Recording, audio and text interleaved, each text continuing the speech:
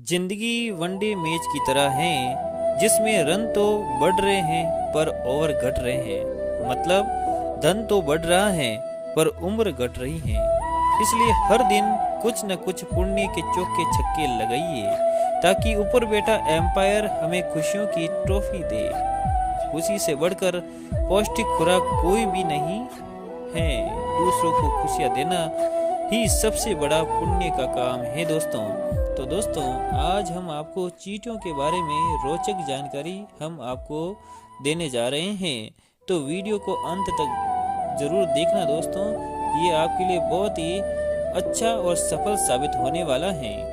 तो शुरू करते हैं हम आज का ये वीडियो। दोस्तों हिंदू धर्म में दान देना सबसे पुण्य का कार्य बताया गया है और दान देने से व्यक्ति के जीवन में खुशहाली आती है, समृद्धि होती है, धन और वैभव की और लक्ष्मी जी की कृपा होती है और भगवान विष्णु का उसके ऊपर सदैव आशीर्वाद रहता है, क्योंकि वो दान देने वाला व्यक्ति स्वयं के लिए नहीं जीता बल्कि वो दूसरों के लिए जीता है। तो दोस्तों यदि आप ही पुरुषार्थी व्यक्ति हैं और कर्म योगी व्यक्ति हैं तो दान कीजिए, जीव जंतुओं की सेवा कीजिए, पशु पक्षियों की सेवा कीजिए और हमारे आसपास प्रकृति को भी स्वच्छ रखिए, पेड़ पौधे लगाइए और प्रकृति को स्वच्छ रखने में अपना भरपूर योगदान दीजिए।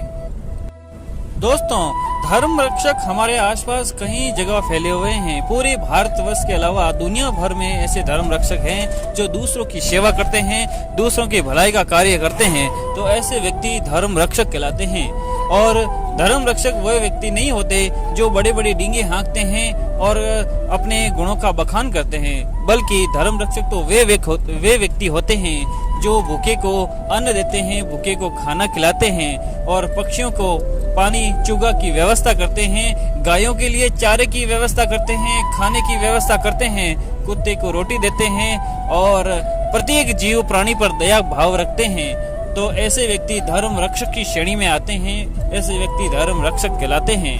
तो आप ही कुछ जानकर हर्ष होगा कि भारत एक ऐसा देश है, यहाँ सबसे ज्यादा पुण्य और दान देने वाला देश कहलाता है। ये कर्म भूमि है और ऐसी दानवीर भूमि को हमें यहाँ रहने पर हमें गौरवान्वित महसूस होता है। तो दोस्तों तो आज हम चींटियों के बारे में बात करने जा रहे हैं और आप जो दृश्य देख रहे हैं ये ऐसे ही कर्मयोगी और पुरुषार्थी व्यक्ति हैं जो हमेशा चींटियों को दाना देने के लिए निकलते हैं। गांव-गांव, ढाणी-ढाणी शहरों में जाते हैं, जंगलों में जाते हैं और वहां जाकर चींटियों को भोजन की व्यवस्था करते हैं, उनके भोजन की प्रबंध करते हैं। तो ये है तो दोस्तों ये है पिपाड़ सिटी का और भावी का जीव दया ग्रुप जो प्रत्येक जीव मात्र की रक्षा के लिए आगे आता है और लंपी जैसे बड़ा सा बड़ा भयंकर रोग में भी गायों की सेवा कर कर इसने एक उदाहरण पेश किया था और आज भी ये ग्रुप जीवों की सेवा करता है, दान पुण्य करता है और प्रत्येक पशु पक्षियों के लिए ये आगे आता है। उन बेजुबान जानवरों के लिए ये एक मसीहा बनकर उभरा है। तो दोस्तों अब हम आपको बताते हैं कि चींटियों को भोजन कराने से क्या क्या आपको फायदे मिलते हैं, क्या क्या आपको बेनिफिट्स हैं।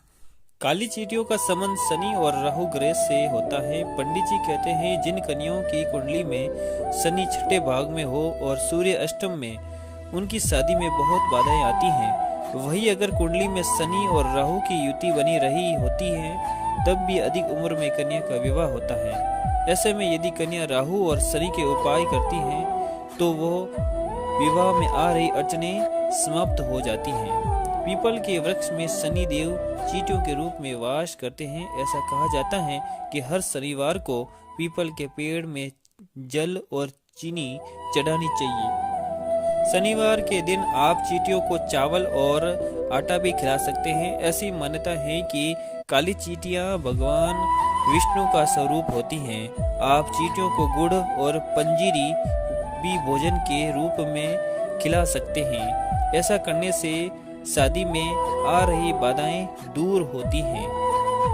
मान्यता है कि चींटियों को नारियल का बुरादा डालना चाहिए, इससे घर की नेगेटिव एनर्जी खत्म हो जाती है।